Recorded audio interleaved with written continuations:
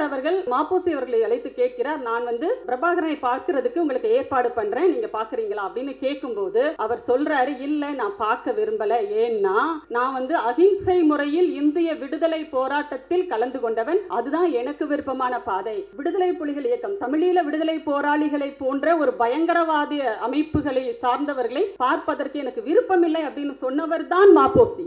இதே அவருடைய செங்கோல் இதழில் இருந்தே நம்முடைய ஐயா வாலாஜா வல்லவன் அவர்கள் ஆதாரத்தோட புட்டு வச்சிருக்கிறாரு. அப்போ இது எல்லாத்தையும் மறைச்சிட்டு காதுல பூ சுத்துற வேலையை தான் இந்த கூட்டம் செஞ்சிட்டு இருக்கு அப்படிங்கிறது ஒண்ணு. அவர் தமிழ் தேசிய தலைவராம். யாரு? மாப்போசி. புலிகள் இயக்கத்தை பயங்கரவாத இயக்கம்னு சொன்னவர் தமிழ் தேசிய தலைவர். அங்கே போய் ஈழத்தில் போய் என்னுடைய தமிழ் இனத்தை கொன்றொழித்த அமைதிப்படையை வரவேற்க போக மாட்டேன்னு சொல்லிட்டு துணிச்சலோடு சொன்ன முத்தமிழறிஞர் கலைஞர் அவர்கள் இவர்களுக்கு தமிழின விரோதி. அப்ப எவ்வளவு பித்தலாட்டம், ஃபோர்ஜரி, 420 பண்றாங்க அப்படிங்கறத புரிஞ்சுக்கணும் நாம.